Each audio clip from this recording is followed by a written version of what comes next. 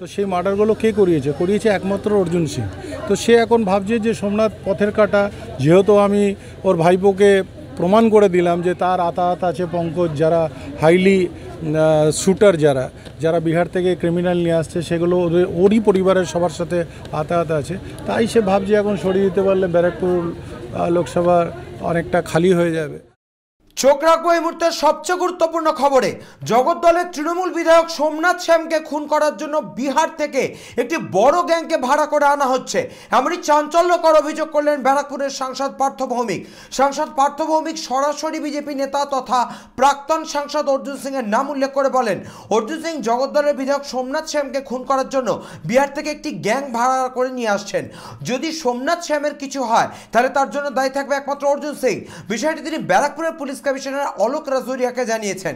তবে জগদ্দলের বিধায়ক সোমনাথ শ্যাম বলেন, অর্জুন সিং বিকাশ বোস সহ বহু মানুষকে খুন করেছেন, তবে তিনি এই বিষয়ে ভীত নন বা ঘরেও ঢুকে যাবেন না, যা যা কার্যকলাপ ছিল তাই করবেন।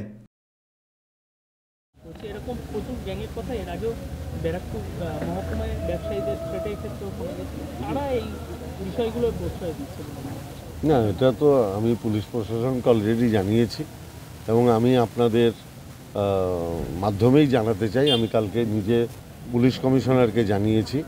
আমার কাছে খবর আছে যে সোমনাথ শ্যামকে মার্ডার করার জন্য বিহার থেকে একটা বড় গ্রুপ হায়ার করা হয়েছে সোমনাথ শ্যামকে যাতে মার্ডার করা যায়। আমি সোমনাথ শ্যামকে বলেছি একটা 164 করে রাখতে এবং পুলিশ কমিশনারকেও কালকে আমি জানিয়েছি। এটা সোমনাথ শ্যামকে, যদি সোমনাথ শ্যাম মারা যায় তাহলে আমি প্রকাশ্য ভাষায় বলছি এর পিছনে অর্জুন সিং দায়ী থাকবে, তার জন্য অর্জুন সিং দায়ী থাকবে। নিরাপত্তা পুলিশ দেখছে। আমি নিরাপত্তাহীনে ভুগছি না, আর কোনো রকম ভয় ডরও নেই, কিন্তু কিছু মানুষ আমাকে পথের থেকে সরিয়ে দিতে চাইছে, যাদের অসুবিধে হচ্ছে। প্রাক্তন সাংসদ অর্জুন, এছাড়া তো আর আমার কোনো শত্রু নেই আজকের দিনে।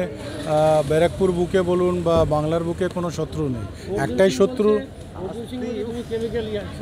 কিন্তু অর্জুন যেটা বলছে সেটা আমি অলরেডি বলেছি মুন্না ভাই MBBS এর কথা, যে ওর মাথা এমনি খারাপ হয়ে গেছে, কেমিক্যাল লোচা হয়েছে, তার জন্য ওইসব কথা বলছে।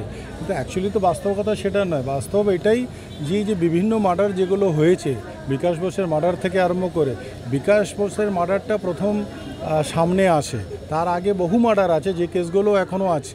তো সেই মার্ডারগুলো কে করিয়েছে? করিয়েছে একমাত্র অর্জুন সিং।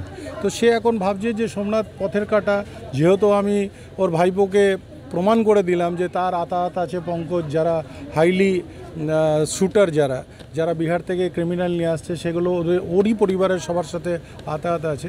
তাই সে ভাবছে এখন সরিয়ে দিতে পারলে ব্যারাকপুর লোকসভা অনেকটা খালি হয়ে যাবে।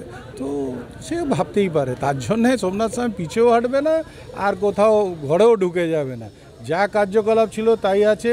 আগামী দিন বলেছি ওকে সুপ্রিম কোর্টে নিয়ে যাব, সুপ্রিম কোর্টেই নিয়ে যাব। নিরাপত্তা বাড়ানোর জন্য না, আমি কোনো আবেদন করিনি, যা আছে আমি ঠিক আছে বুঝে নেব। ইছাপুর থেকে হিমাদ্রি শেখর ভট্টের রিপোর্ট, চ্যানেল 24/7।